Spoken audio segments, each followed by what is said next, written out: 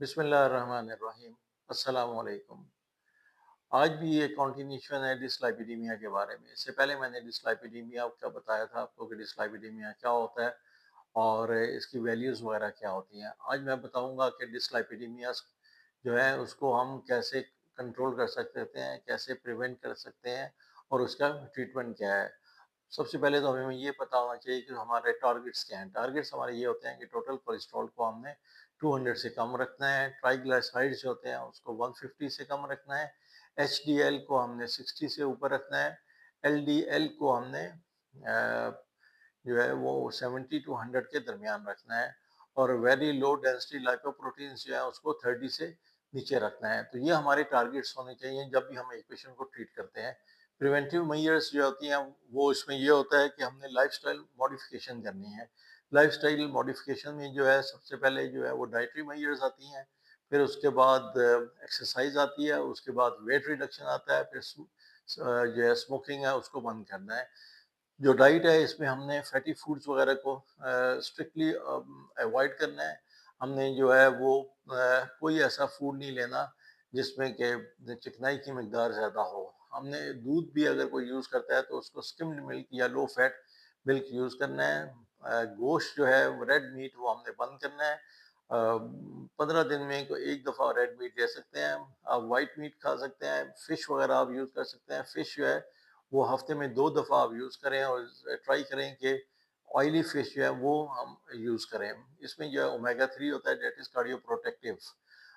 اس کے علاوہ جو ہے ہم سبزیاں وغیرہ زیادہ یوز کریں، گرینز وغیرہ زیادہ یوز کریں۔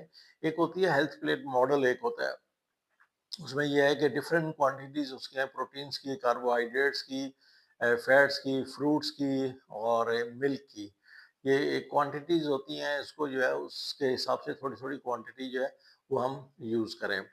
دوسری چیز جو اس میں آ جاتی ہے وہ ہے کہ آئل ہم کون سا یوز کریں۔ آئل جو ہے پکانے کے لیے سرسوں کا تیل جو ہے وہ اچھی چوائس ہے، اور سیلڈ وغیرہ جو یوز کریں اس کے اوپر ہم جو ہے وہ اولیو آئل جو ہے وہ اوپر 1 چمچ ڈالیں اور اس طرح وہ اس کو یوز کریں۔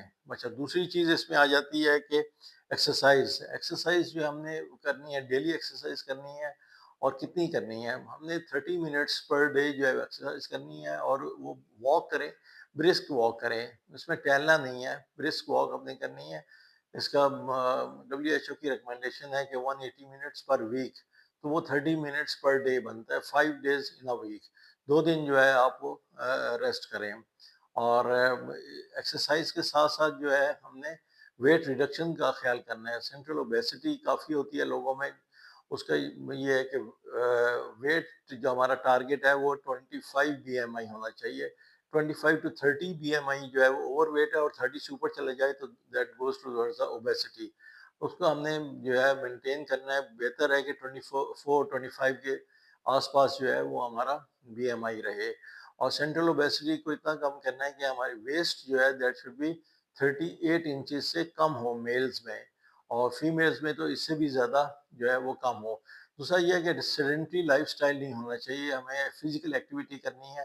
اگر ہمارا کوئی آفس ہے 2nd فلور پہ ہے تو ہم لفٹ پہ جانے کے بجائے سیڑھیاں یوز کریں۔ تو اس طرح چھوٹی چھوٹی چیزوں سے جو ہے دیٹ از ہیلپ فل۔ اور اس کے لیے پھر کہ جو اسموکنگ ہے اس کو ہم نے چھوڑنا ہے۔ اسموکنگ کا نقصان یہ ہوتا ہے کہ اس سے ایچ ڈی ایل جو ہے وہ کم ہو جاتا ہے۔ جب ایچ ڈی ایل کم ہو جاتا ہے تو پھر ریسیپروکلی جو ہے وہ ایل ڈی ایل انکریز ہو جائے گا، اور اس کا بیڈ ایفیکٹ ہوتا ہے، دیٹ از بیڈ کولیسٹرول۔ اب اس میں ان سب چیزوں کے بعد جو ہے وہ ڈرگس کی باری آتی ہے۔ ڈرگز آپ نے جو ہے وہ یوز کرنی ہے، اور ڈاکٹرز کی کنسلٹیشن کے بغیر خود آپ نے کوئی ڈرگ یوز نہیں کر رہی۔ اس میں 3 گروپس ہوتے ہیں، ایک اسٹیٹن ہوتا ہے، ایک اس میں فائبریٹس ہوتے ہیں، اور ایزی ٹمبائن ہوتی ہے۔ تو آپ نے ہم نے جو ہے وہ اسٹیٹنز اور یہ ساری ڈرگس جو ہے with the consultation of the doctor use کرنا ہے۔ لیسن یہ ہے کہ we can prevent heart diseases by controlling the dyslipidemia. اس کو کنٹرول، ڈسلائپیڈیمیا کو ہم نارمل ویلیو میں رکھیں تو ہم ہارٹ ڈیزیز کی طرف نہیں جائیں گے۔ اگر آپ کو میری ویڈیو پسند آئی ہے تو اس کو سبسکرائب کریں، لائک کریں، اپنے کمنٹس دیں۔ جزاک اللہ خیر۔ السلام علیکم۔